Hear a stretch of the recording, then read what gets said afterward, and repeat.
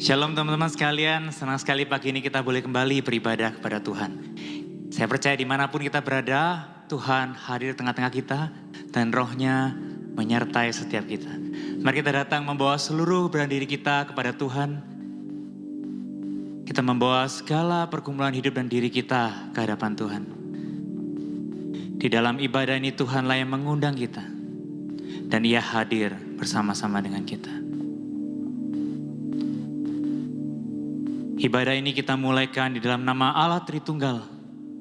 Allah Bapa, pencipta alam semesta, pencipta setiap kita, Allah Putra, yang berkorban di atas Kalvari menebus hidupmu dan hidupku. Dan Allah Roh Kudus yang menyertai setiap detik hidup kita. Dalam nama Allah Tritunggal itu, kita datang dan kita mulaikan ibadah pada pagi hari ini. Amin. Shalom jemaat yang terkasih di dalam Tuhan. Mari kita mempersiapkan hati kita mempersiapkan diri kita mau datang menghadap hadirat Tuhan. Biarlah setiap pujian kita, sembah dan syukur kita hanya bagi Dia, Yesus Sang Juru Selamat. You are forever in my life. You are forever in my life. You see me through the season. Cover me with your hand and lead me in your righteousness. And I look to you and I wait on you. I wait on you. Sing to you, Lord, a hymn of love for your faithfulness to me. I'm carried in everlasting arms. You'll never let me go through it all. You are forever in my life. You are forever in my life. You see me through the season. Cover me with your hand and lead me in your righteousness. And I look to you.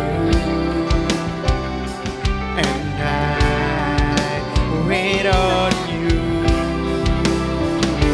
I'll sing to you, Lord, a hymn of love for your faithfulness to me. I'm carried in everlasting arms. You'll never let me go through it all. Kami percaya Tuhan, bersama dengan Engkau kami akan boleh melalui setiap kehidupan kami ya Bapa. Kami percaya karena Dialah Yesus yang tidak pernah meninggalkan setiap kita. Amin.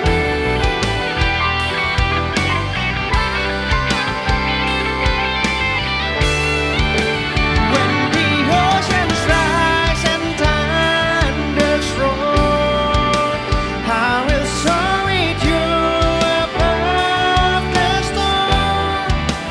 Father, you are King over the flood. I will be still and know you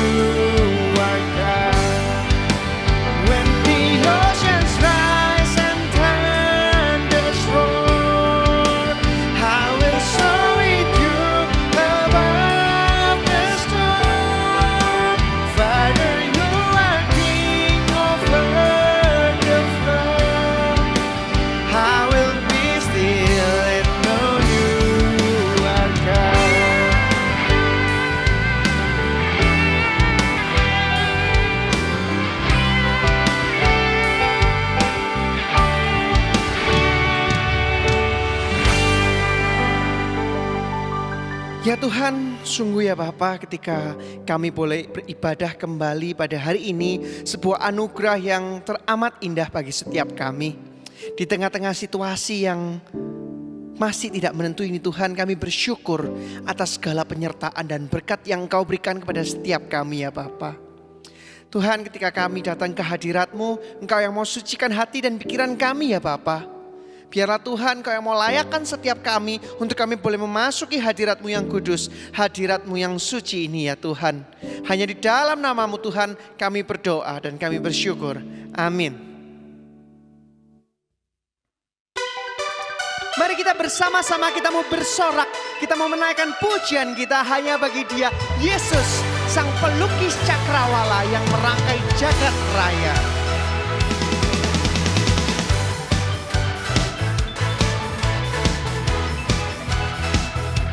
Kita mau angkat suara kita, datanglah dan bertata ya Bapa di tengah-tengah ibadah kami.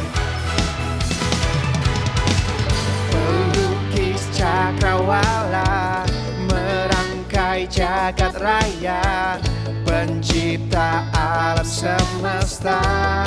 Engkau yang memiliki setiap kehidupan kami Tuhan, pemilik kehidupan yang sanggup menyelamatkan, jalan-jalan kebenaran. Kami rindukan kuasa lawatan-Mu, kami rindukan kuasa lawatan-Mu. Kebangkitan pasti terjadi. Oh, oh, oh, datanglah dan bertata, kuat dan berkuasa saat hati bersatu.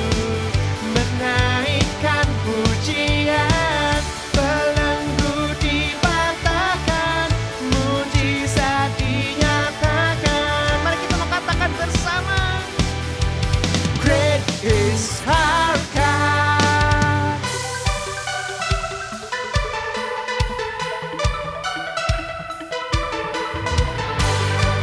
Kita mau bertepuk tangan, kita mau bersorak hanya bagi Dia, pemilik kehidupan yang sanggup menyelamatkan, dialah jalan kebenaran. Kami rindukan kuasa lawatan-Mu, kami rindukan kuasa lawatan-Mu. Kebangkitan pasti terjadi. Oh, oh, oh, datanglah dan bertata, kuat dan berkuasa saat hati bersatu.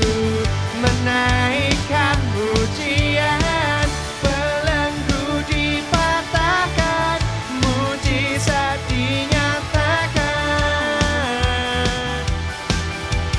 Great is our God.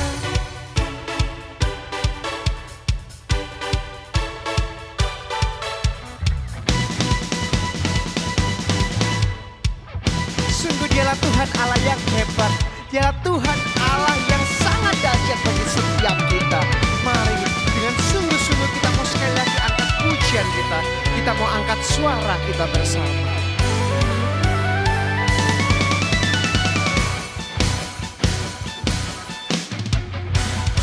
Kami rindukan kuasa lawatan-Mu Tuhan, kami rindukan kuasa lawatan-Mu.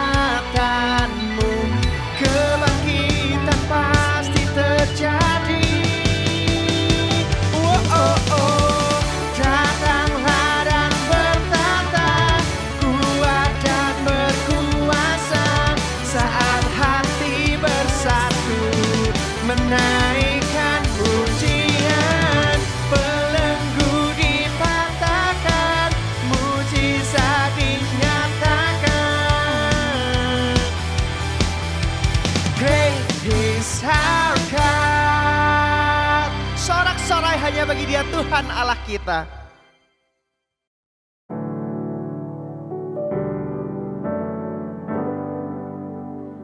Mari teman-teman kita persiapkan hati kita untuk mendengarkan firman Tuhan, yaitu satu-satunya pengharapan bagi kehidupan kita.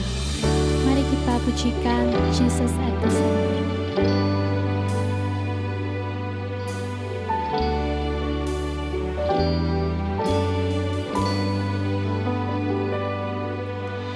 Jesus at the center of it all. Jesus at the center of it all. From beginning to the end, it will always be. It's always been you, Jesus. Jesus.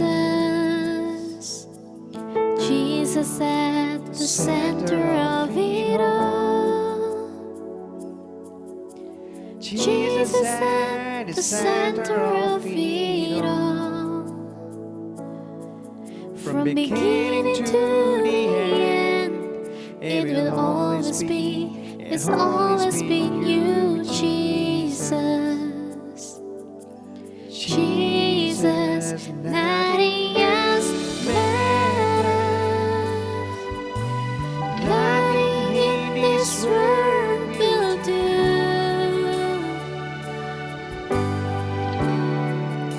'Cause Jesus, you're the center. Everything revolves around you. Jesus, you.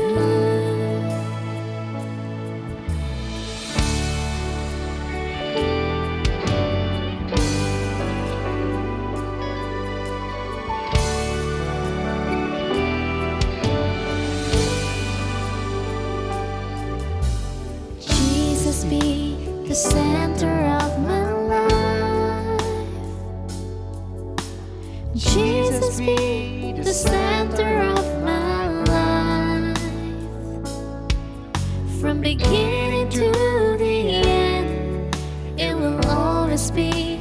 It's always be you, Jesus. Jesus, nothing else matters. Nothing in this world will do.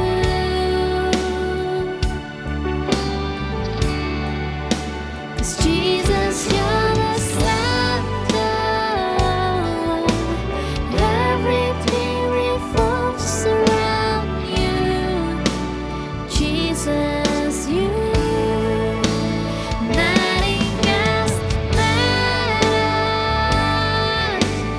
Nothing in this world will do.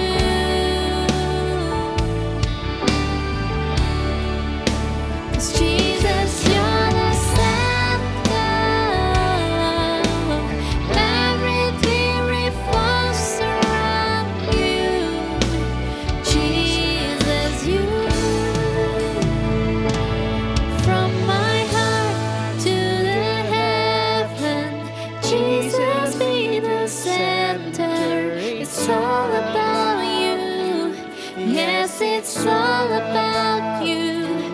From my heart to the heaven, Jesus be the center. It's all about you. Yes, it's all about you. From my heart to the heaven, Jesus be the center. It's all about you. Yes, it's all about you. From my heart to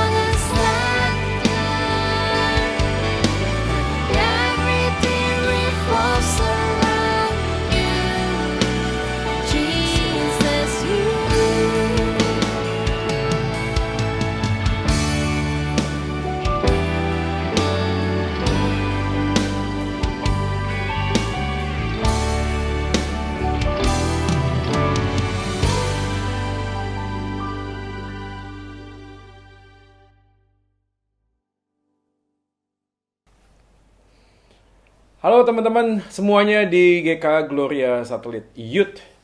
Senang banget hari ini kita bisa kumpul bareng dan kita bisa memuji Tuhan. Dan sekarang kita akan masuk di dalam pemberitaan firman. Nah tentu saja dimanapun teman-teman berada hari ini, yuk kita konsentrasi dan kita belajar bersama firman Tuhan. Yang kita yakin dan percaya bahwa di tengah situasi yang sulit seperti ini pun, firman Tuhan itu jadi kayak landasan, fondasi, kekuatan yang memegang tangan kita untuk kita bisa tetap melangkah di dalam panggilan kita sebagai murid Yesus di tengah semua musim kehidupan di dunia ini.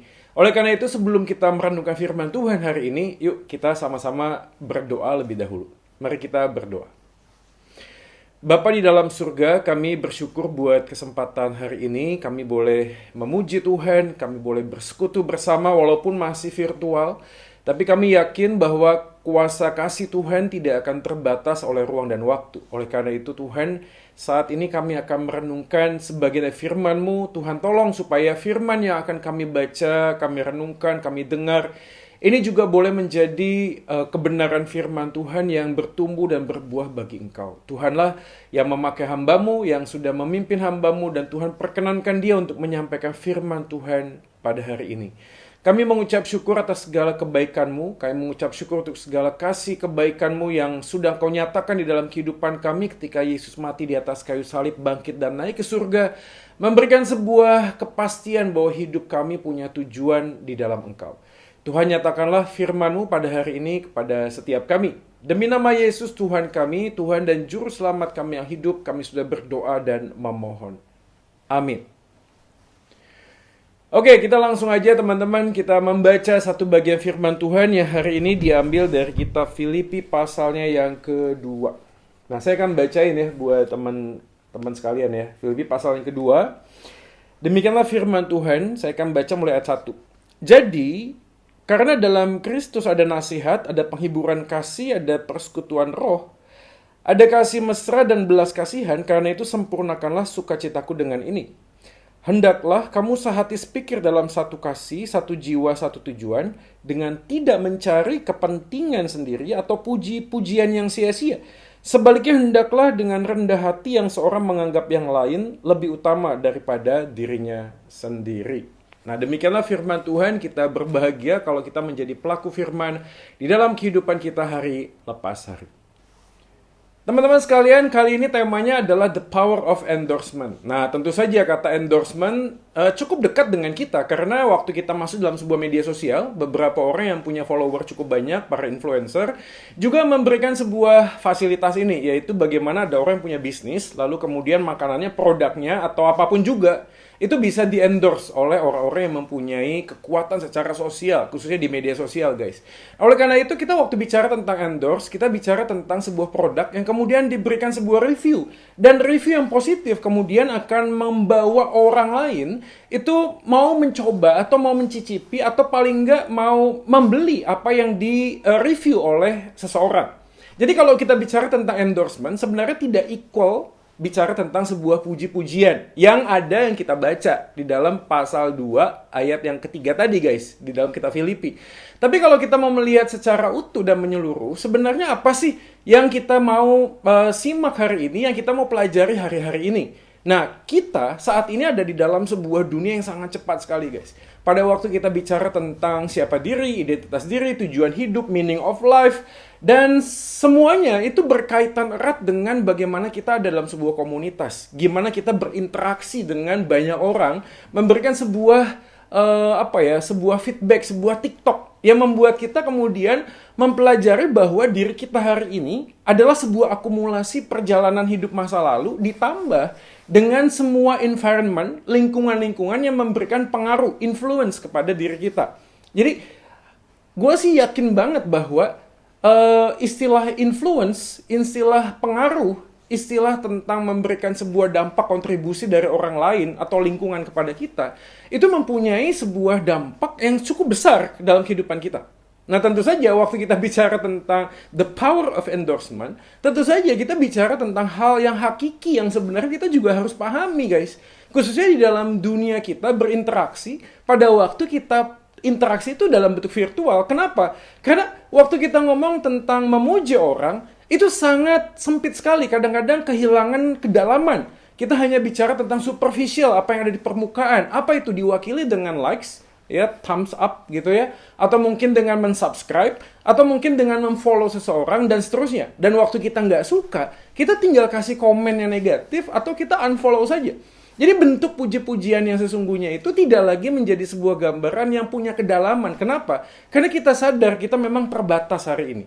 Nah hari ini guys, gue nggak akan ngajak kalian untuk memikirkan tentang media sosial, tentang bagian kita itu hidup di dalam sebuah relasi sosial yang sifatnya itu virtual. Enggak. Tapi kita akan coba memahami lebih dalam lagi sebenarnya the power of endorsement, puji-pujian yang seperti apa, atau respon seperti apa yang kita bisa lakukan di dalam sebuah komunitas kita, sehingga diri kita dan orang lain dan teman-teman kita itu bisa bersama-sama bertumbuh di dalam kebaikan kasih Tuhan, tentu saja. Nah, oleh karena itu saya akan membuka dengan beberapa alasan mengapa sebenarnya orang menyampaikan sebuah pujian. Nah, paling enggak, saya punya 3 alasan. Tentu saja kita bisa menambahkan ada banyak alasan lainnya guys. Tapi paling enggak, 3 alasan ini menjadi payung untuk kita bisa memahami kenapa orang kemudian melakukan sebuah pujian atau mengatakan sebuah pujian kepada orang-orang lainnya. Yang pertama adalah karena status relasi. Tentu saja, kalau teman-teman hari ini yang punya pacar, masa-masa awal atau mungkin waktu pendekatan, ada banyak sekali pujian yang kita bisa lontarkan. Tentu saja, sekali lagi guys, ini bukan sekedar hanya untuk cari muka, cari perhatian, enggak. Tapi karena memang ada sebuah letupan-letupan cinta yang membuat kita itu kemudian tidak bisa tidak melihat pribadi pasangan kita atau orang yang kita deketin, seakan-akan semuanya itu positif. Gak ada yang negatif, semuanya itu baik-baik saja. Dan semuanya itu menjadi bentuk kekaguman kita kepada orang lain. Dan sekali lagi, it's good. Tidak ada yang salah dengan itu. Tapi kalau memang hanya sebatas status relasi, maka akan sulit sekali kalau kita sekedar memuji. Karena memang kita didorong dengan sebuah motivasi, saya suka dengan dia. Ini pertama lah, kita akan coba gali lebih dalam. Apakah benar demikian ya? Apakah benar karena status relasi saja kita bisa memuji dengan sungguh-sungguh? Atau cuma sekedar gimmick doang supaya kita bisa dapetin apa yang kita mau? Yang kedua adalah alasannya karena status pekerjaan. Seperti yang gue mention di awal, beberapa orang yang membuka endorsing, membuka sebuah fasilitas untuk membantu temannya atau bisnisnya dan seterusnya, itu mendapatkan feedback. Jadi ada simbiosis mutualisme. Ada sesuatu yang saling menguntungkan. Satu hal produknya bisa dibeli orang lain, tapi pada satu yang sama, orang yang mempunyai produk tersebut juga memberikan sebuah kompensasi kepada orang yang membuat review terhadap produknya tersebut. Dan which is it's good. Tidak ada yang salah dengan itu. Tetapi menjadi problem adalah apakah semua yang di-endorse, semua yang di-review, itu selalu menunjukkan apa yang ada pada saat itu. Apakah ini hanya sekedar semata-mata bisnis, supaya kita itu bisa menunjukkan hal positif, tapi pada saat yang sama, kita tidak memberikan sebuah dampak yang negatifnya. Ya contoh saja misalnya sebuah makanan. Saya tidak tahu, dan saya juga bukan orang yang food blogger, yang bikin sebuah review makanan, enggak. Tapi kita sadar ada banyak makanan di luar sana, yang hanya enak di mulut, tetapi ada dampak negatifnya terhadap tubuh. Nah beberapa orang mungkin tidak mengangkat itu. Yang penting kak, taste-nya aja, yang penting rasanya aja. Oke deh, kalau dalam konteks kuliner, oke, saya setuju. Tapi kalau ini dijadikan sebuah gambaran, sebuah wadah, hanya sekedar supaya produknya itu laku, laris, hanya profit oriented tanpa memikirkan dampak negatif, tentu saja kita nggak akan pernah bisa mentolerir hal itu. Apalagi kalau kita seorang murid Kristus, guys, nggak akan pernah mungkin. Nah, saya pernah mendengar sebuah kisah di mana seorang hamba Tuhan itu mendoakan sebuah toko, pabrik makanan yang baru buka. Nah, pada saat selesai, dan hamba Tuhan tersebut ingin mencoba makanan itu, apa yang dilakukan oleh pemiliknya? Dia mengatakan, Pak, tolong jangan dimakan. Karena di dalamnya banyak ingredients yang banyak sekali tidak cocok kepada tubuh kita. Nah, hamba Tuhan berpikir, dia minta berkat Tuhan, diberkati pabriknya, tapi pada saat yang sama, yang dikejar oleh pemilik makanan tersebut, perusahaan makanan tersebut hanyalah duit. Poin yang ketiga, mengapa orang memuji? Karena adalah sebuah apresiasi. Ya, sebuah apresiasi yang tulus. Tentu saja inilah yang sebenarnya di ultimate truth-nya. Kebenaran yang paling utamanya, yaitu kita memberikan sebuah pujian. Nah, pada waktu kita ngomong tentang sebuah pujian, ingat, di dalam Alkitab pun Allah waktu menciptakan segala sesuatu dalam dunia ini, dia mengatakan sungguh amat baik, sungguh baik, sebuah pujian dari apa yang diciptakan oleh Tuhan. Maka pada saat yang sama, waktu manusia diciptakan segambar dan seturut dengan Allah, kita juga mempunyai sebuah kemampuan mengapresiasi sebuah karya, mengapresiasi sebuah bentuk apapun bentuknya lah, kita bisa mengapresiasi gitu. Tapi apresiasi yang sesungguhnya, yang tulus, yang datang daripada diri kita sendiri. Waktu kita melihat fakta memang sebenarnya kita bisa memberikan apresiasi. Nah, seringkali kita tidak hanya mengapresiasi sebuah produk, bukan? Kita juga mengapresiasi sebuah jasa, sebuah keterampilan dan skill. Yang mana pada saat itu dimiliki oleh teman kita, dimiliki oleh orang lain, atau mungkin orang mengapresiasi diri kita. Nah, kita tahu nih akhirnya, pada waktu kita ngomong tentang apresiasi, seringkali pujian menjatuhkan kita. Betul nggak sih? Seringkali pujian menjatuhkan kita, dan kita merasa menjadi sombong dan kehilangan pegangan. Kita merasa bahwa semua yang kita lakukan karena semata-mata kita bisa. Ya, teman-teman sekalian, saya bukan ngomong itu salah, tapi saya yakin sekali bahwa kalau kita bisa, kita tahu bahwa di sana ada peran Tuhan. Tuhan yang memberikan juga kemampuan kepada kita. Kita nggak bisa take it for granted, guys. Talenta yang Tuhan percayakan itu dimulai dari inisiatif Tuhan memberikan talenta itu kepada kita, kan? Oke, gue yakin kita juga mengakselerasi itu, kita juga mengeksplorasi itu, ada sebuah responsibility.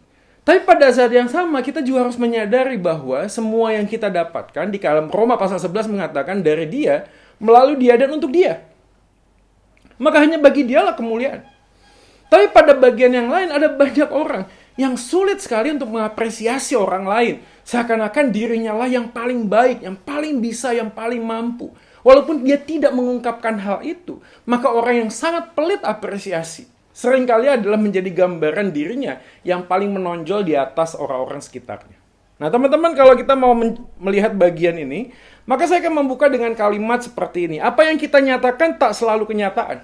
Dan mengungkapkan perasaan yang tak sesuai fakta, sesungguhnya adalah sebuah kebohongan. Tunggu ya, kita jangan cuma mikir kebohongan terus selesai. Enggak, Alkitab mengatakan kebohongan itu muncul hanya dari satu pribadi. Siapa itu? Iblis lah bapak pembohong, guys. Jadi pada waktu kita ini melakukan kebohongan, pada saat yang sama kita menempatkan diri kita justru mengikuti apa yang iblis ajarkan dan berikan kepada kita. Sekali lagi teman-teman sekalian, di awal saya udah ngomong, kita ini ada hari ini karena ada pengaruh influence, bukan hanya sekedar lingkungan, tapi kita sadar lingkungan dan sistem di dalam kehidupan kita ini sudah jatuh dalam dosa, guys.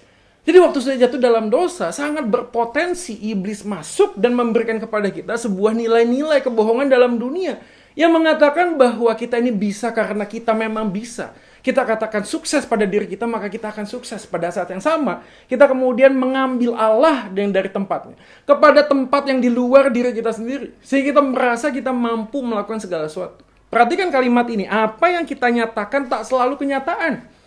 Apa yang kita ngomongin ini seringkali adalah sesuatu yang bukan sesungguhnya, bukan kebenarannya. Kita ada hal, agenda lain, kepentingan yang lain. Ya mungkin saja yang pertama tadi, karena status relasi, karena kita ingin mendapatkan apa yang kita inginkan. Siapa? Yaitu tadi doi itu, pacar yang kita senangin itu. Kita hanya sekedar ingin menjadikan fasilitas follower yang banyak hanya untuk merekrut atau mengambil banyak keuntungan buat diri kita sendiri. Kita nggak memikirkan tentang apa yang menjadi panggilan Tuhan kepada kita. Oleh karena itu, kalau kita membaca kitab Filipi pasal yang kedua, teman-teman sekalian, maka jelas sekali di sana, pada waktu Paulus mengatakan ayat yang ketiga, dikatakan demikian, dengan tidak mencari kepentingan sendiri atau puji-pujian yang sia-sia, sebaliknya hendaklah dengan rendah hati seorang menganggap yang lain lebih utama daripada dirinya sendiri. Dalam terjemahan bahasa Inggrisnya, do nothing out of selfish ambition, guys. Jadi kata yang dipakai di sana, self-ambition, itu mengatakan tentang sebuah orientasi hidup yang hanya kepada diri sendiri. Maka kalau kita kaitkan dengan kata puji-pujian yang sia-sia, kata ini menunjukkan kepada kehormatan yang kosong sebenarnya. Jadi dua kata ini dalam formula kalimat yang dipakai oleh Rasul Paulus, ingin menekankan kepada diri manusia yang selalu self-oriented.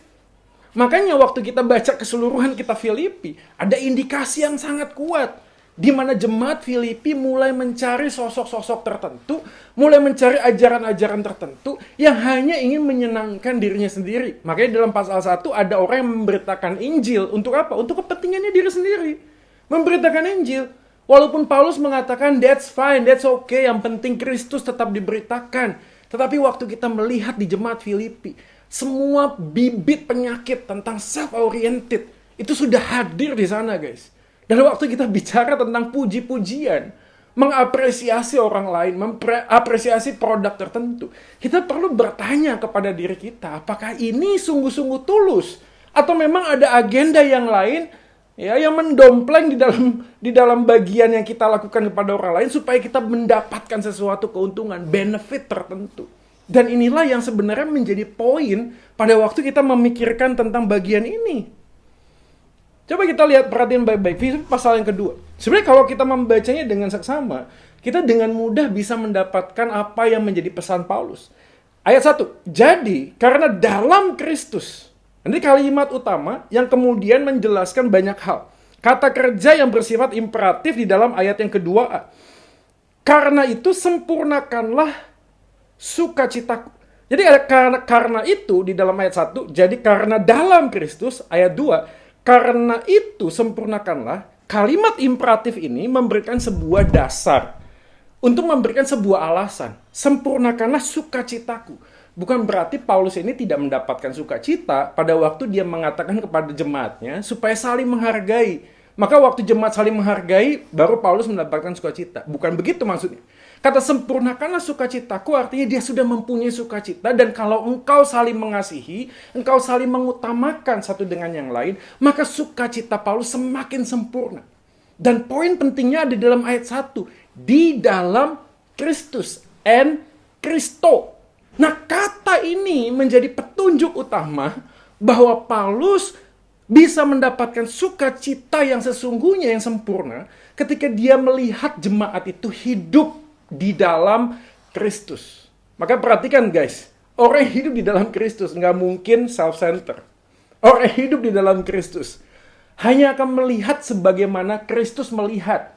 Dan Kristus di dalam kehidupannya, Yesus dalam kehidupannya, bukanlah pribadi yang self-centered. Yesus hidup justru memperhatikan orang lain, bahkan dia mau mati menanggung dosaku dan dosamu untuk kebahagiaan diriku dan dirimu, kita yang sudah berseteru. Tetapi Yesus mendamaikan supaya kita punya relasi yang sesungguhnya di dalam Tuhan, guys. Dan inilah yang Yesus ajarin. Kalau yang Yesus ajarin bukan egoisme, yang Yesus ajarin justru adalah mengutamakan kepentingan orang lain. Maka pujian yang sesungguhnya adalah ketika kita menyadari siapa diri kita di dalam Yesus. Selama kita nggak merasa dan mengalami kehidupan di dalam Yesus, semua orang yang ada di luar sana akan menjadi kompetitor kok buat kita. Kita akan merasa risih, kita merasa cemas kalau ada orang lain yang lebih mampu daripada kita. Bener gak sih? Kita akan merasa terganggu kalau ada orang yang diapresiasi, kita kagak. Satu tim pelayanan yang diapresiasi oleh hamba Tuhannya, diapresiasi orang lain, adalah cuma si A. Terus muncul dalam hati kecil kita ngomong gini, lu tahu gak si A itu bisa karena gue ngajarin. Yang gak usah dikasih tahu, kali gak apa-apa juga kali. Kenapa sih gitu ya? Dalam gereja pun kita tidak pernah bisa terlepas dari hal ini, guys. Berapa banyak hamba Tuhan dalam sebuah gereja kehidupannya menjadi kompetisi. Siapa bisa apa, siapa mampu apa, siapa yang diapresiasi apa.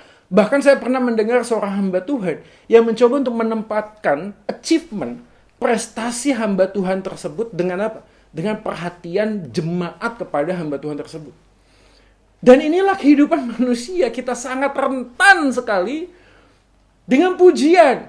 Kita sangat rentan sekali menilai siapa kita. Bukan berdasarkan dari kacamata Tuhan, tapi dari kacamata orang yang mengapresiasi. Sekali lagi, saya bukan ngomong manusia mengapresiasi orang lain itu salah. No. Tapi di dalam kitab ini, kita diajarin, hiduplah di dalam Yesus. Yesus yang menempatkan kepentingan orang lain, kasih kepada orang lain, jauh lebih utama sehingga dia mau menderita buat orang lain. Oke teman-teman ya, kata di dalam Kristus ini menjadi penting. Karena waktu kita hidup dalam masa muda, kita mudah sekali masuk dalam arus sekularitas. Tahu ya? Arus sekularitas itu berbicara bahwa semua perbuatan yang baik, semua tindakan-tindakan yang baik bisa dilakukan oleh manusia tanpa harus melibatkan oknum yang namanya Allah. Kita bisa melakukan hal yang baik tanpa harus percaya pada satu agama tertentu. Makanya penekanan jemaat di Filipi, Rasul Paulus memberikan penekanan kunci dalam Kristus. Kenapa? Karena bukan hanya sekedar orang bisa berbuat yang baik, tapi orang juga hidup di dalam kebenaran. Maka orang yang baik belum tentu benar, tapi orang yang hidup dalam kebenaran semakin hari semakin akan dimampukan untuk menjadi orang yang baik, guys. Nah teman-teman sekalian, yuk kita pikirin hari ini ya kehidupan kita ya, termasuk gue juga sih. Gue nggak ngomong gue lebih baik dari teman-teman, enggak. Tapi yuk kita hari ini memahami dulu penjelasannya, memahami dulu wawasannya, memahami dulu teologinya. Supaya apa? Supaya ortodoksi, itu melahirkan ortopraksi. Pengajaran yang benar, itu kan menolong kita mempunyai motivasi dan perilaku yang benar. Tapi bagaimana mungkin kita bisa mengatakan kita sudah melakukan yang benar, kalau kita tidak pernah punya satu fondasi motivasi yang benar, guys. Yang kita lakukan hanyalah sebuah dorongan sekularitas yang menempatkan segala aspek kehidupan manusia hanya pada dasar kalau lu baik, gua akan baik. Kalau lu mengasihi, gua akan mengasihi. Gua bisa melakukan pujian seperti halnya orang-orang di dunia ini. Dan that's fine gitu, the general truth, kebenaran umum. Yang mana manusia memang diciptakan sebagai gambar dan rupa Allah yang memang bisa mengapresiasi. Tapi waktu manusia jatuh dalam dosa, apresiasi kita nggak tulus. Bahkan sulit sekali gitu loh untuk mengatakan diri kita sedang betul-betul memuji. Tahu ya, ini kan budaya timur ya, yang kadang-kadang sulit untuk kita bisa pahami ya. Ya bukan ngomong juga, ini kita mengapresiasi. Ya. Tapi ada orang yang pernah ngajak ini, ayo datang dulu ke gubuk gua gitu. Terus waktu datang ke rumahnya, gubuk gua tuh gedenya minta ampun, ini bukan gubuk men. Jadi lu tuh sedang merendah untuk menempatkan sebuah kesombongan lain. Tapi ini budaya timur ya. Ini otokritik aja. Kita kan juga orang timur ya, orang Indonesia. Ayo mampir dulu ke rumah saya misalnya. Aduh maaf ya. Makanannya apa adanya. Yang keluar tumpeng guys. Full lagi lengkap. Ini kalau apa adanya aja kayak tumpeng kayak gini, kalau nggak ada apa-apa kayak gini, ada apanya gimana gitu loh. Seadanya aja kayak gitu loh. Ini budaya timur yang membuat kita tuh sadar atau tidak mudah sekali apa ya, menjual sebuah narasi-narasi yang hanya membuat relasi supaya baik-baik saja. Tapi pada saat yang sama kita bisa ngomongin orang itu di belakang gitu loh. This is not fair enough gitu loh. Ini nggak adil. Kalau memang kita ini harus otentik, kalau kita memang harus mengatakan sesuatu yang benar walaupun itu menyakitkan orang lain, ya seharusnya kita lakukan itu kan. Kan lebih baik gitu loh, lebih baik teguran yang nyata, kan kata Amsal ya, daripada kasih yang pura-pura kan. Lebih baik teguran walaupun menyakitkan, daripada pelukan yang erat tapi mematikan. Pelukan yang erat bisa mematikan, bahkan Yudas saya bisa mencium Yesus untuk menjual Yesus. Oleh karena itu kebenaran firman itu membuat kita sadar guys, bahwa kebaikan itu nggak bisa dinilai dengan apa yang nampak dari kacamata jasmani kita, nggak bisa. Tetapi hati motivasi kita, oleh karena itu pusat dari segala puji-pujian haruslah justru di dalam Yesus. Pujian tanpa ujian hati hanyalah omongan kosong tanpa arti. Kalau kita memuji orang lain tapi tidak menguji hati kita lebih dahulu, kita hanya sekedar mengatakan sesuatu. Hati-hati jangan sampai kata-kata yang kita sampaikan pun orientasinya hanya kepada diri. Hanya supaya kita bisa dianggap teman yang baik, sahabat yang baik, pacar yang baik, istri yang baik, suami yang baik. Tapi pada saat yang sama kita tidak menempatkan Yesus sebagai sentral dari kehidupan kita guys. Kita tidak menempatkan Yesus, kasih Yesus yang sesungguhnya. Maka saya sangat apresiasi gini sih. Begitu kita ngomong tentang memuji orang lain, kita juga harus percaya bahwa thank you untuk pelayananmu. Karena Tuhan sudah memakai engkau menjadi berkat buat banyak orang. It's fair enough. Teman-teman, berapa banyak saya juga pernah terjebak dalam kaitan ini. Merasa bahwa pelayanan firman, berkhotbah, melakukan seminar, lalu ketika ada orang lain yang menyalami dan mengatakan thank you Pak, saya diberkati. Tahu gak sih, hati kecil saya seakan-akan bisa berkecamuk waktu ngomong puji Tuhan. Apakah betul yang dipuji adalah Tuhan? Atau semata itu adalah sebuah kesempatan saya bisa mencuri kemuliaan Tuhan dan merasa wow, berarti semua usaha saya belajar teologi, semua usaha saya baca buku, semua kepintaran saya ya bisa memberikan dampak buat orang lain. Celaka gue ini. Oleh karena itu menguji hati itu penting sebelum kita memuji orang lain. Menguji hati itu penting sebelum kita sungguh-sungguh menaikkan pujian kita kepada Tuhan. Karena seringkali pujian kita kepada Tuhan pun hanya lip service. Come on man, hanya lip service. Apalagi udah virtual kayak gini. Nyanyi juga kagak kok. Lalu gak ada yang tahu. Kan sendirian doang di kamar. Kadang nyanyi juga sambil tidur, sambil makan, sambil ngemil. Beberapa temen juga ada yang ya cepetin aja puji-pujiannya, nggak penting lah, yang penting langsung khotbah sama barcode persembahan. Nggak gitu guys. Jadi kan waktu kita datang beribadah, kita belajar untuk memuji Tuhan dengan segenap hati. Dan memuji Tuhan dengan segenap hati itu harus dimulai dari ujian terhadap hati kita. Apakah Yesus menjadi pusat di dalam kehidupan ibadah kita? Apakah Yesus menjadi pusat di dalam kehidupan komunitas kita? Apakah Yesus menjadi pusat di dalam relasi kita dengan sesama kita? Kalau kita kehilangan sentralnya, kita akan mudah sekali goyang dengan apa? Itu tadi isu-isu sekularitas lah, isu-isu tentang postmodern lah, yang menarik kita untuk menjadi pemuda yang bisa karena lu bisa, bukan karena Tuhan membuat lu bisa, bukan. Kita mencari achievement tertentu. Seakan-akan kita menjadi seorang yang krisis identitas ketika kita tidak mencapai sesuatu kan. Ini kan kehidupan kita, pergumulan kita, quarter life crisis kan. Kita bergumul dengan banyak orang yang menempatkan cita-cita tertentu. Dan ketika dia mendapatkannya, ada banyak likes, ada banyak thumbs up, ada banyak komen yang positif. Dan seakan-akan kita yang nggak bisa mencapai itu. Kita inferior guys. Kita nggak merasa punya sesuatu yang bisa kita banggain dalam diri. No.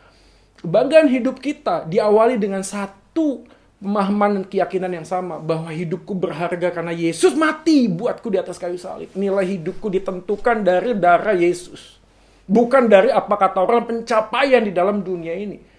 Sekali lagi teman-teman, jangan merasa saya menganggap pencapaian gak penting. Tapi kalau kita ingin mencapai sesuatu tanpa mengerti panggilan Tuhan terhadap diri kita, saat kita mencapainya kosong kok. The paradox of happiness kan. Kita merasa kalau gue udah dapat ini, gue bakal bahagia. Kalau gue udah dapat gaji 5 juta, gue bakal happy. Setelah dapat 5 juta, hilang kok. Lu langsung mikir 7 juta, 10 juta, 15 juta. Terus begitu kok.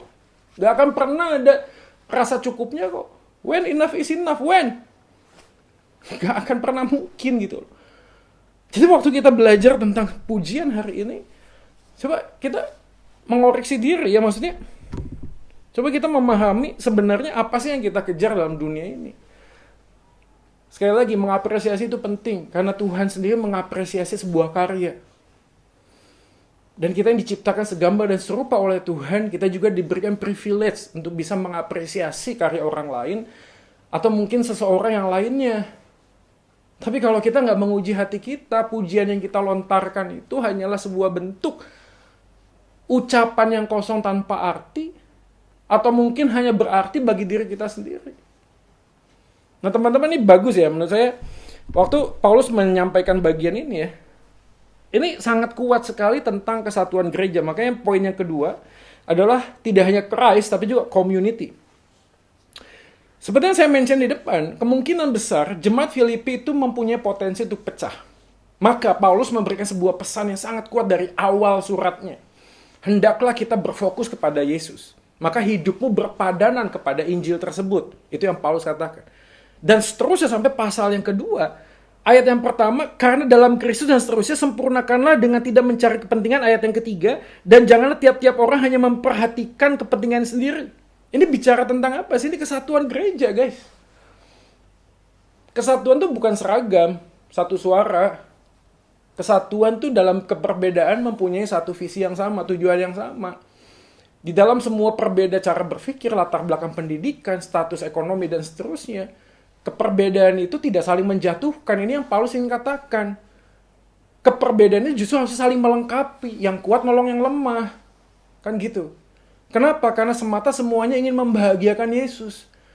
Makanya gue yakin orang yang punya kerinduan untuk membahagiakan Yesus pasti mempunyai kemampuan untuk membahagiakan sesamanya. Tapi sebaliknya, orang yang berusaha untuk membahagiakan sesamanya tanpa mempunyai kemampuan untuk bahagia di dalam Kristus, hanya akan berujung kepada kekecewaan. Kenapa? Gimana mungkin lu bisa ngasih kalau lu nggak punya? Gimana lu bisa ngebahagiain orang lain kalau lu sendiri nggak bahagia? Kan gitu poinnya. Makanya kebahagiaan kita di dalam Yesus itu menjadi kunci untuk kita bisa membagian orang lain. Nah, dalam konteks itulah komunitas bisa bertumbuh, punya akselerasi. Karena masing-masing sudah cukup puas dengan kasih Yesus, sudah bahagia dengan Yesus. Sehingga yang dia lakukan hanyalah untuk memberi dan memberi.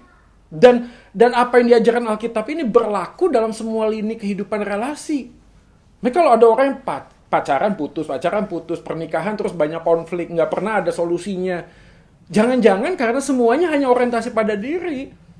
Karena merasa bahwa dirinya harus dipuaskan oleh keberadaan orang lain. Nggak akan pernah bisa puas. Karena manusia yang berdosa tidak akan pernah bisa memuaskan kepentingan orang yang berdosa lainnya. Enggak. Karena problemnya adalah kepuasan hidup kita hanya bisa didapatkan dalam Yesus. Makanya saya yakin kemungkinan jemaat Filipi yang potensi mengalami perpecahan ini, kemudian Paulus mengajak untuk hidup saling memperhatikan satu dengan yang lain. Jadi kalau orang yang hanya bisa menempatkan dirinya dengan sebuah perspektif kacamatanya sendiri kepada orang lain, dia nggak akan pernah bisa menemukan kepuasan dalam diri, nggak pernah mungkin. Ingat nggak sih ada banyak orang hari-hari ini yang merasa kalau satu gereja lalu ada konflik terus dia pergi, dia merasa di gereja yang lain dia akan bisa bertumbuh. Enggak kok, karena masalahnya bukan di dalam komunitas, masalahnya dalam diri kita. Kita nggak bisa menempatkan diri kita sebagaimana Yesus melihat orang lain di sekeliling kita yang sama-sama harusnya bertumbuh di dalam Tuhan.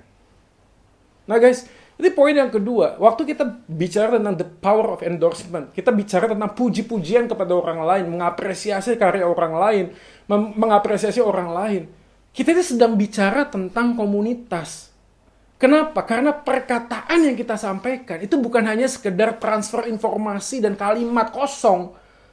Kata-kata yang kita sampaikan adalah sebuah perwujud nyataan diri kita di dalam komunitas kita. Maka siapa kita adalah menunjukkan komunitas kita ada di mana, guys.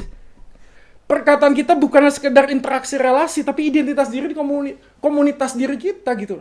Jadi kalau orang yang dalam Yesus, orang yang dalam sebuah gereja, kesatuan tubuh Kristus, menempatkan anggota tubuh Kristus lain itu di atas kepentingannya, maka dia bisa memuji orang lain yang menjadi sebuah wujud nyata usaha dia untuk menjaga kesatuan di dalam tubuh Kristus. Teman-teman, saya cukup aktif di media sosial. Beberapa orang dalam akun-akun tertentu banyak memberikan komen-komen yang ya mungkin saya nggak tahu apakah masuk dalam kaitannya hate speech atau yang lainnya. Saya nggak ngurusin juga. Tapi kadang tuh kalau ada orang yang berbeda pandangan teologi, menurut gue gini sih, berbeda pandangan itu bukan berarti membenci orangnya. Beberapa orang juga kadang-kadang miskomunikasi sama saya gitu loh. Beberapa channel YouTube saya yang saya upload, yang saya bagikan, itu semata highlightnya adalah perbedaan pandangan. That's fine kan, that's okay kan.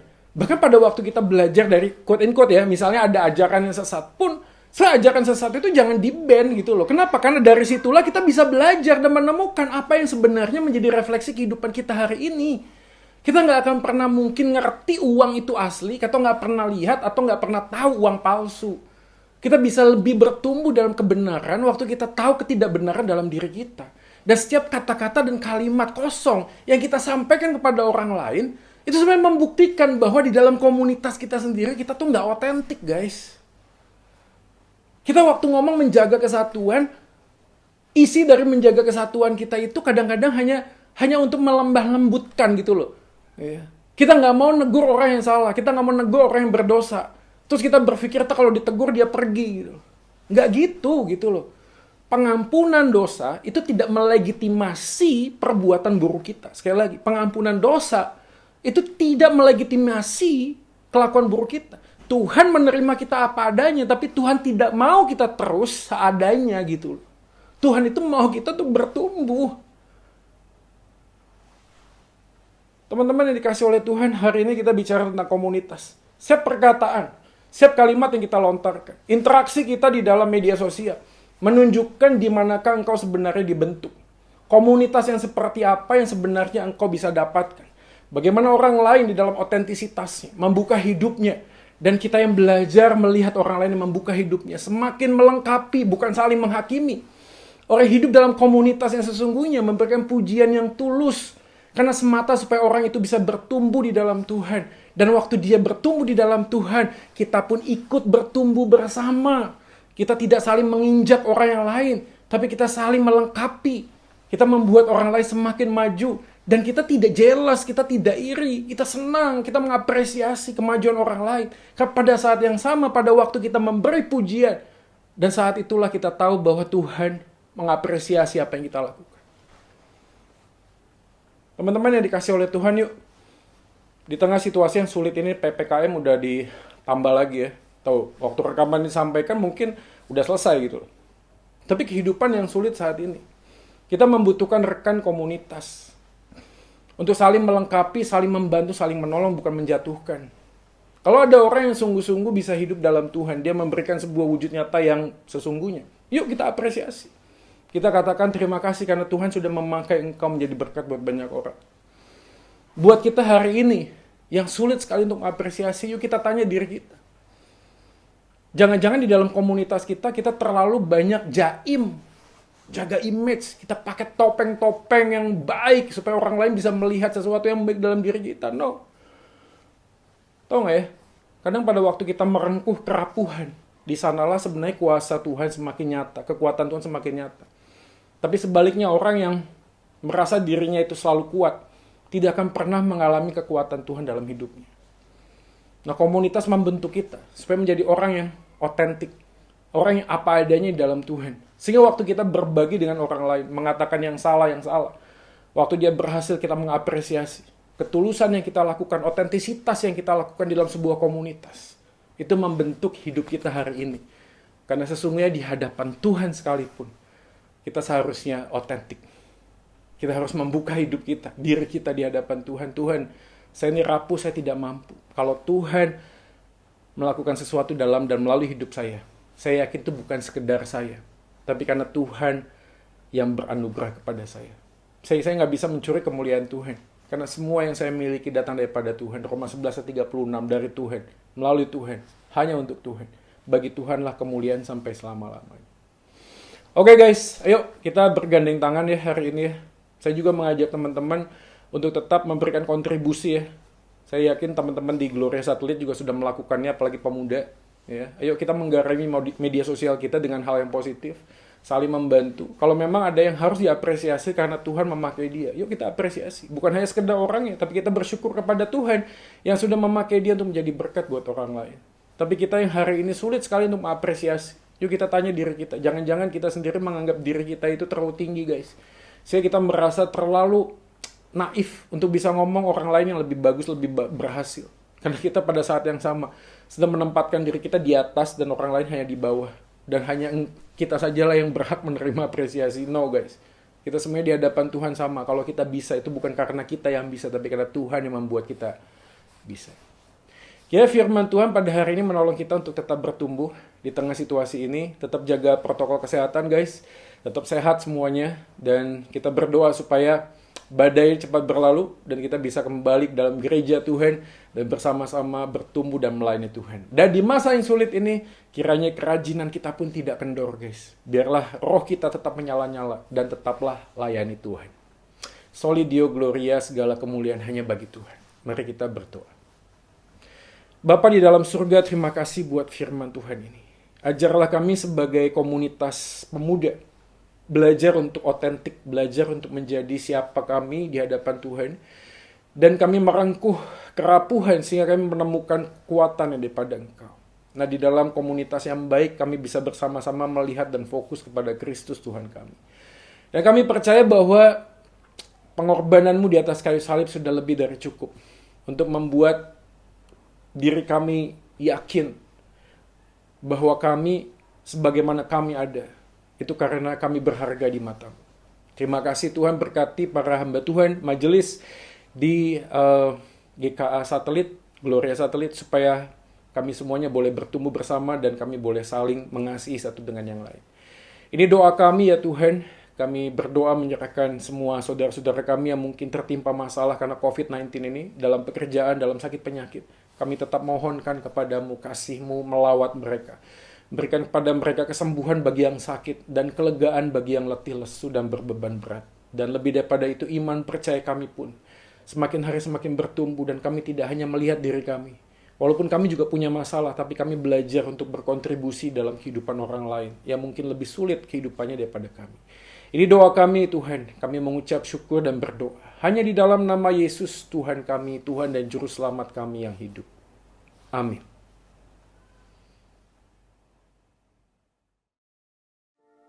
Terima kasih kepada penginjil Joy Manik untuk kebenaran firman Tuhan yang disampaikan. Biarlah setiap kita, anak-anak Tuhan yang mendengarnya, kita pun terus berjuang untuk melakukan kebenaran firman Tuhan dalam kehidupan kita sehari-hari.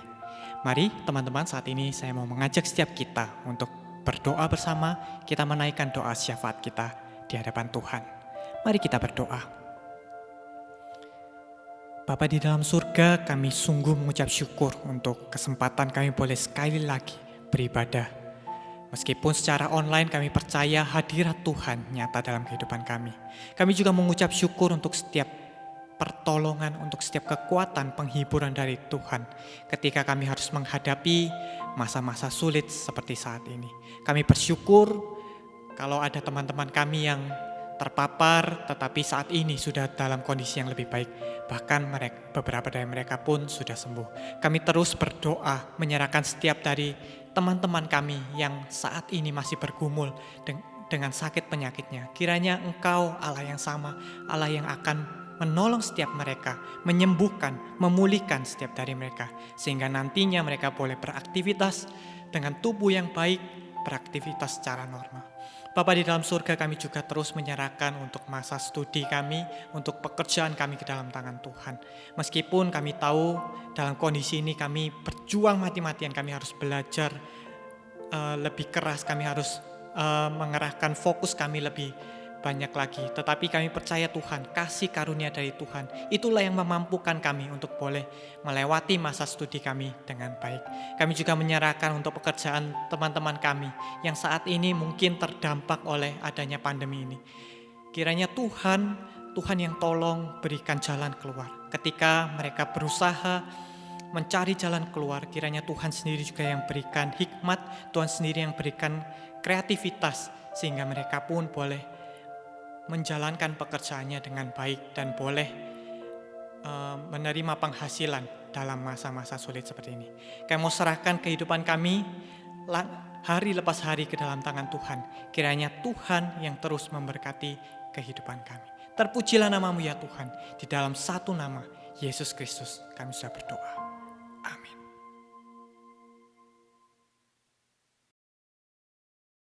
Teman-teman sekalian, mari bersama dengan seluruh umat percaya di segala tempat dan zaman, kita mau menyatakan pengakuan iman kita, pengakuan iman rasuli.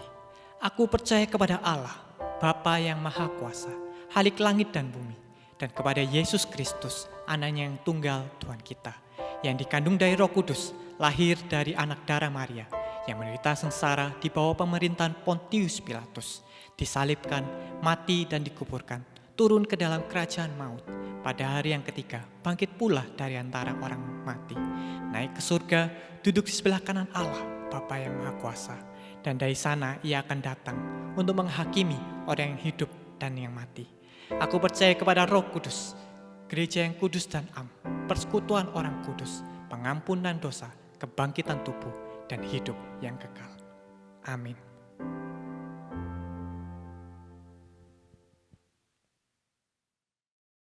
Sebelum kita mengakhiri ibadah pada hari ini, mari kita meresponi firman Tuhan, kita pujikan Jesus at the Center.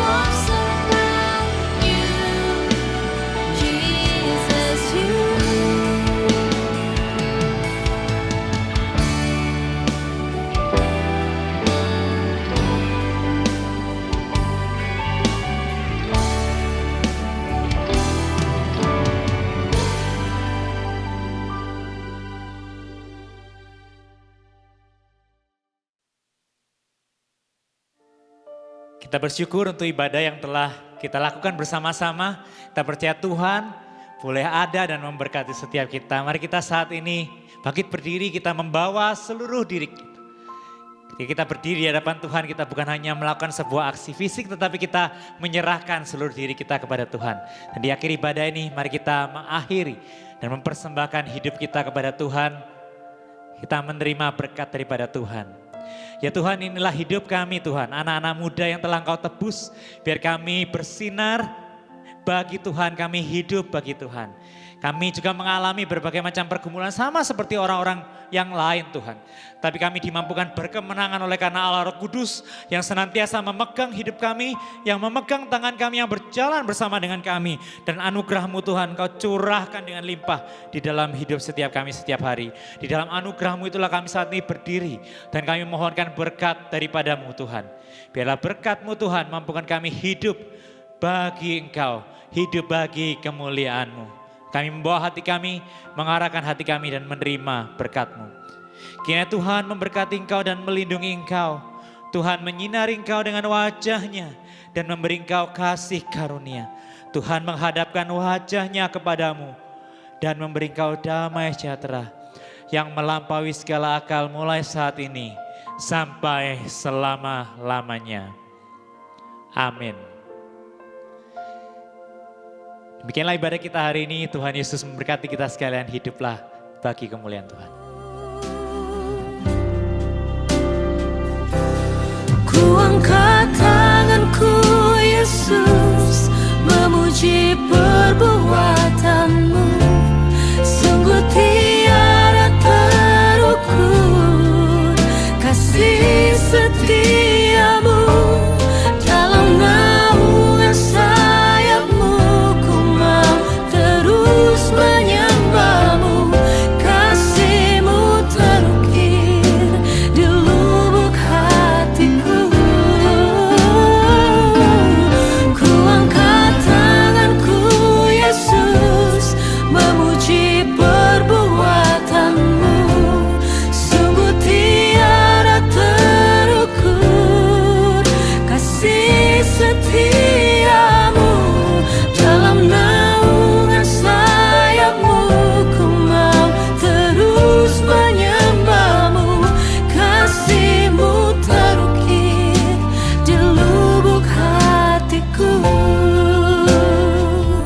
Kasih-Mu terukir di lubuk hatiku. Kasih-Mu terukir